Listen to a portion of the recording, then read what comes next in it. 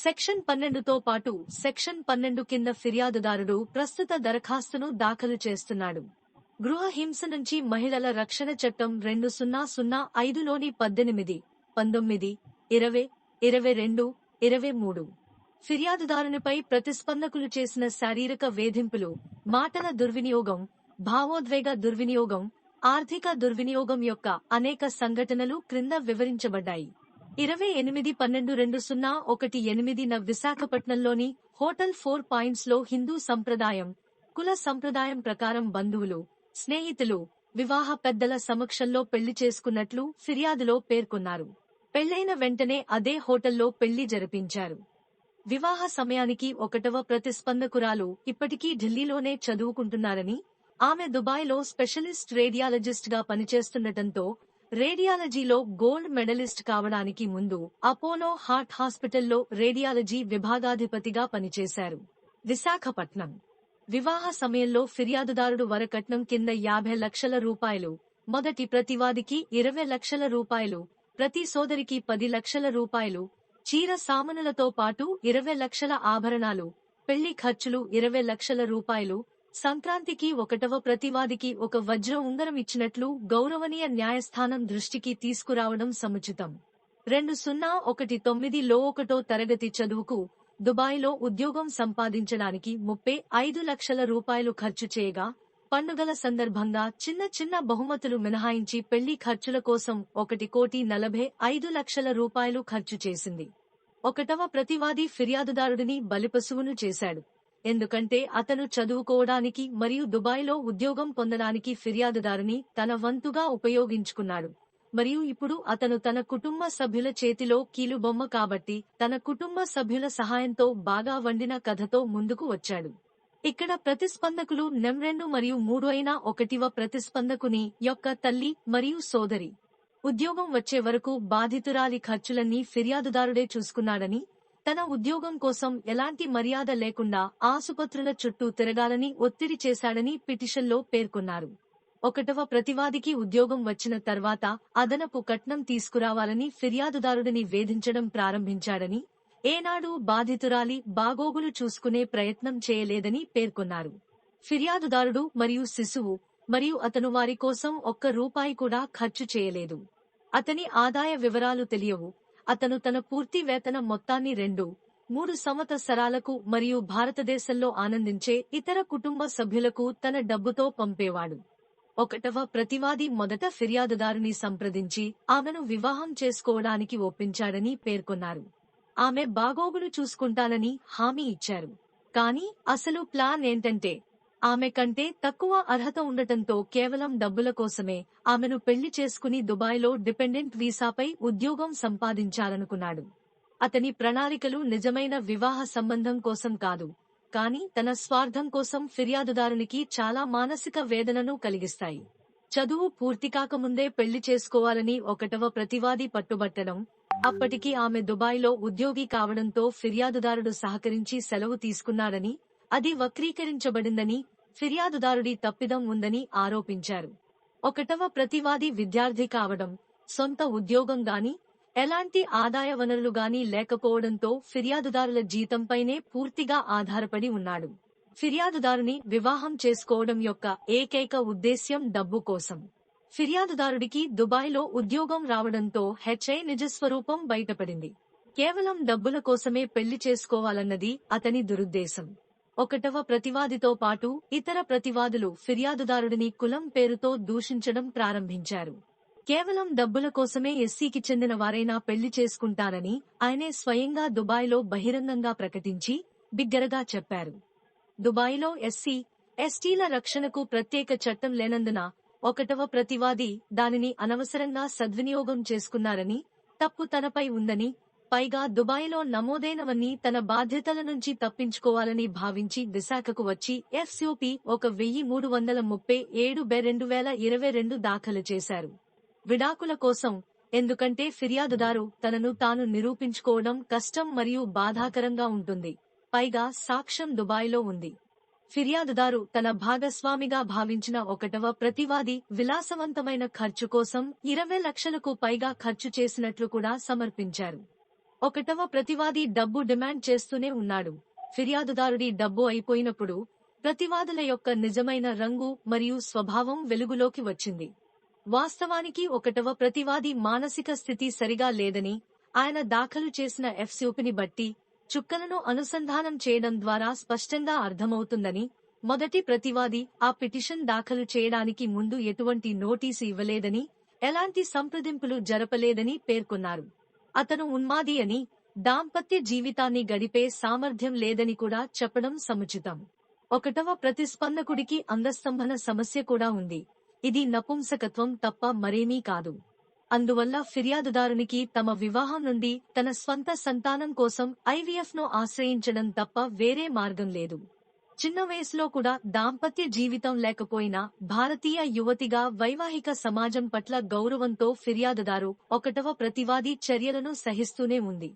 తన తప్పేమీ లేదని ప్రతివాదులను వేధించడం, పైన చెప్పిన వాస్తవాల కారణంగా ఫిర్యాదుదారునికి వివాహ బంధం దాదాపు ప్రతిష్టంభనగా మారిందని అత్యంత వినమ్రంగా సమర్పిస్తున్నారు. ఒకటవ ప్రతివాది నపుంసకుడు అయినప్పటికీ ఫిర్యాదుదారుడు తనను తన భర్తగా అంగీకరించాడని, సహకరించాడని, రెండు కుటుంబాల పట్ల గౌరవం ఉన్న భారతీయ సంప్రదాయ అమ్మాయి అని, ఇది నేడు ఆమెకు శాపంగా మారిందని పేర్కొన్నారు. ఫిర్యాదు చేసిన వ్యక్తిని మరుగుదొడ్లను శుభ్రపరిచే స్కావెంజర్లా, సొంత ఇంట్లో ఎలాంటి హక్కు, ఇష్టాలు, కోరికలు లేని బానిసలా వ్యవహరించి గృహహింసకు గురిచేసి ఆమెను మానసిక వేదనకు గురిచేశారు. ఫిర్యాదుదారునికి ప్రతిస్పందకులు కలిగించిన శారీరక మరియు మానసిక వేదన తీవ్రమైన ఆరోగ్య సమస్యకు దారితీస్తుందని, దీనివల్ల ఆమె ఐవీ ఫ్లూయిడ్ తో ఆసుపత్రిలో చేరారని, అప్పుడు కూడా ఒకటవ ప్రతిస్పందకుడు ఆమెను పట్టించుకోలేదని పేర్కొన్నారు. పైన పేర్కొన్న పరిస్థితులలో ప్రతివాదుల క్రూరమైన చర్యలను నేరుగా ఎదుర్కొన్న తరువాత ఆమె దేవుని దయతో బిడ్డ మరియు అతని భవిష్యత్తు పట్ల అభిరుచితో జీవించింది మరియు ప్రతిస్పందకులను చూసి ఆమె పూర్తిగా భయపడింది. ఏ సమయంలో ప్రతిస్పందకుడు ఎలా ప్రవర్తిస్తాడు అనేది చాలా అనూహ్యమైనది. ఒకటివ ప్రతిస్పందకుడు నపుంసకుడు మరియు అంగస్తంభన రుగ్మత కలిగి ఉన్నందున అతను అసహజుడు మరియు పిల్లలను కలిగి ఉండటానికి ఆసక్తి చూపడం లేదని సమర్పించబడింది. పిల్లల్ని కనాలని భావించిన బాధితురాలిని వదిలించుకోవాలని భావించాడు. డబ్బు కోసం, విదేశాల్లో ఉద్యోగం కోసం పెళ్లి చేసుకోవడం అతని ప్రధాన లక్ష్యం కాబట్టి దాంపత్య జీవితం గడపడం, పిల్లలు అతని ప్రధాన లక్ష్యం కాదు. ఒకటవ ప్రతిస్పందకుడు పిల్లలను కనడానికి చాలా ప్రతిఘటించాడు. అయితే ఫిర్యాదుదారుడు పిల్లల్ని కనాలనుకుంది. తన కుటుంబాన్ని పూర్తి చేయడానికి మరియు మాతృత్వ జీవితాన్ని గడపడానికి మరియు ఫిర్యాదుదారుని నుండి పదే అభ్యర్థనలతో ఐవీఎఫ్ కోసం ఫిర్యాదుదారుల ఖర్చులపై ఒకటివ ప్రతివాది హైదరాబాదుకు వచ్చాడు. మొదటి ప్రతివాది ఫిర్యాదుదారుని నమ్మకాన్ని వమ్ము చేశాడని, వివాహ సంస్థ పట్ల గౌరవం లేదని, సరైన కారణం లేకుండా ఉద్దేశపూర్వకంగా ఫిర్యాదుదారుడిని విడిచిపెట్టాడని, మైనర్ పిల్లల బాధ్యతను కూడా అతను తీసుకోవడం లేదని, వారి మనుగడ కోసం ఫిర్యాదుదారుకు మరియు మైనర్ బిడ్డకు కనీస సౌకర్యాలు కల్పించడానికి కూడా ప్రయత్నించడం లేదని పిటిషన్లో పేర్కొన్నారు. ఇది గృహ హింస, మానసిక వేధింపులు తప్ప మరేమీ కాదు.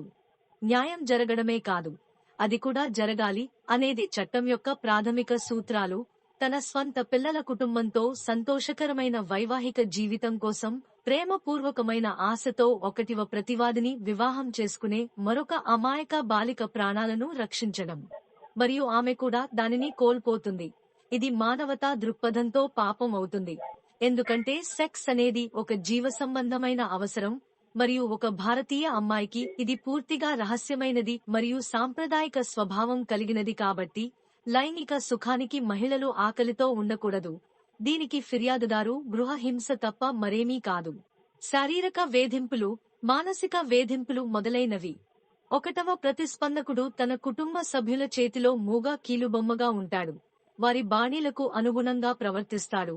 ఎటువంటి మైండ్ అప్లికేషన్ లేకుండా అదనపు కట్నం కోసం వేధిస్తాడు మరియు ఫిర్యాదుదారుని మానసిక వేదనను కూడా సృష్టిస్తాడు. ఎఫ్సిఓపి 1337/2022 దాఖలు చేయడం ద్వారా భార్యకు మాత్రమే తెలిసిన తన తప్పులు, నపుంసకత్వం, లోపాలు మొదలైన వాటిని కప్పిపుచ్చుకోవడానికి ఒకటో ప్రతివాది తెలివిగా చట్ట నిబంధనలను దుర్వినియోగం చేస్తున్నాడు. అదనపు కట్నం కోసం తమ డిమాండ్లను తీర్చలేమని ఫిర్యాదుదారునిపై ప్రతివాదులు తమ వేధింపులను పెంచారని, వారు ఫిర్యాదుదారును కులం పేరుతో దూషించడం ద్వారా వేధించడం ప్రారంభించారని, అందువల్ల అక్టోబర్ 13న ఇక్కడ ప్రతివాదులపై రెండోసారి పోలీసులకు ఫిర్యాదు చేయాల్సి వచ్చిందని పేర్కొంది. 2023 SHO ఐటౌన్ PS విశాఖపట్నం. అందువల్ల గౌరవనీయ న్యాయస్థానం గృహహింస సంఘటనను పరిగణనలోకి తీసుకుని ప్రస్తుత కేసు పరిస్థితులలో తగినది మరియు అవసరమని భావించిన ఈ క్రింది ఆదేశాలను జారీ చేయడానికి సంతోషించాలని కోరుతున్నాము. అందుకే ఈ పిటిషన్. ఫిర్యాదుదారుడు టౌన్ పోలీస్ స్టేషన్ యొక్క స్థానిక పరిధిలో నివసిస్తున్నారు. ఇది ఈ గౌరవనీయ న్యాయస్థానం పరిధిలో ఉంది.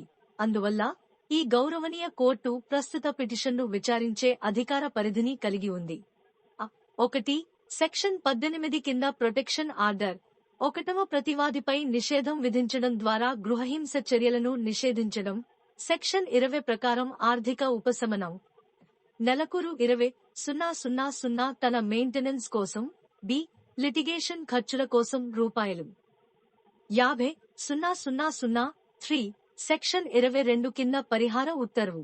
గృహహింస నుండి మహిళల రక్షణ చట్టం 2005 కింద నష్టపరిహారానికి రూపాయలు 20,000,000 మొత్తాన్ని చెల్లించాలని 1వ ప్రతిస్పందకుడిని ఆదేశించండి.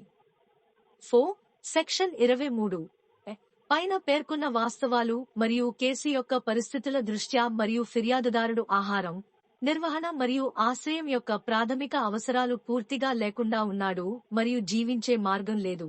అందువల్ల ఫిర్యాదుదారుడికి నెలకు రూపాయలు 20,000 మెయింటెనెన్స్ మంజూరు చేయడానికి మధ్యంతర ఉత్తర్వులు మంజూరు చేయాలి. బి.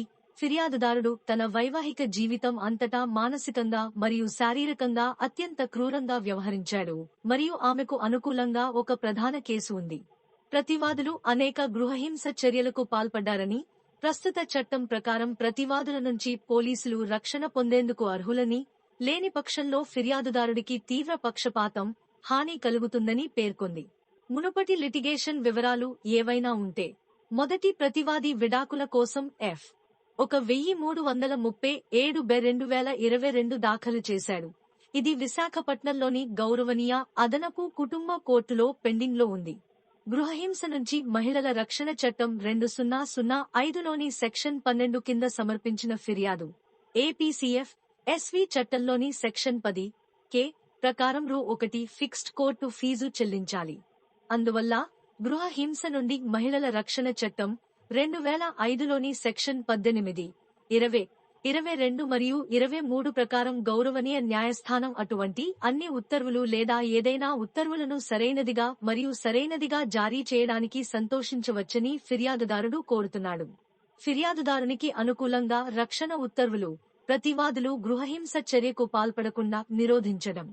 ఫిర్యాదుదారుని నివాస స్థలంలోకి ప్రతివాదులు ప్రవేశించకుండా నిషేధించే ఉత్తర్వు.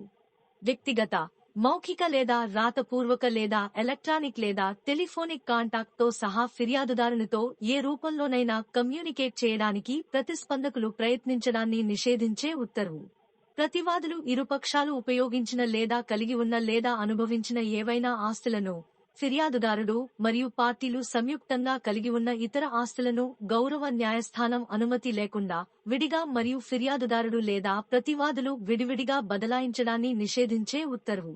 ప్రతివాదులు ఫిర్యాదుదారునిపై ఆధారపడినవారు మరియు ఇతర బంధువులకు హింస కలిగించకుండా నిరోధించే ఉత్తర్వు. ఫిర్యాదుదారుకు అనుకూలంగా జారీ చేయబడే ప్రొటెక్షన్ ఆర్డర్ అమలుకు సహకరించాలని మరియు వారికి రక్షణ కల్పించాలని న్యూపోర్ట్ పోలీస్ స్టేషన్ ఇన్ఛార్జి అధికారిని ఆదేశిస్తూ జారీ చేసిన ఉత్తర్వు. వరకట్నం, అడపడుచు లక్ష్మానాలు, బంగారు ఆభరణాలు, వివాహ ఖర్చులు మొదలైన మొత్తాన్ని వివాహ తేదీ నుంచి కోలుకునే వరకు సంవత్సరానికి 24% వడ్డీతో సహా తిరిగి చెల్లించాలని ప్రతివాదులను ఆదేశిస్తూ ఉత్తర్వులు జారీ చేసింది. ఫిర్యాదుదారుడు తన భర్తతో అంటే పైన పేర్కొన్న ప్రతివాదుల చిరునామా వద్ద 1వ ప్రతివాదితో ఉండటానికి అనుకూలంగా నివాస ఉత్తర్వు మరియు ప్రతివాదులు గృహహింస చర్యకు పాల్పడకుండా నిరోధించడం. ఫిర్యాదుదారుని యొక్క భద్రతను పరిరక్షించడానికి లేదా కల్పించడానికి గౌరవనీయ న్యాయస్థానం సహేతుకంగా అవసరమని భావించే ఏదైనా అదనపు షరతులను విధించే లేదా ఏదైనా ఇతర ఆదేశాలను జారీ చేసే ఉత్తర్వు. గృహహింసను నిరోధించడానికి పూచీకత్తులతో లేకుండా బాండ్ అమలు చేయాలని ప్రతివాదుల నుంచి కోరే ఉత్తర్వు.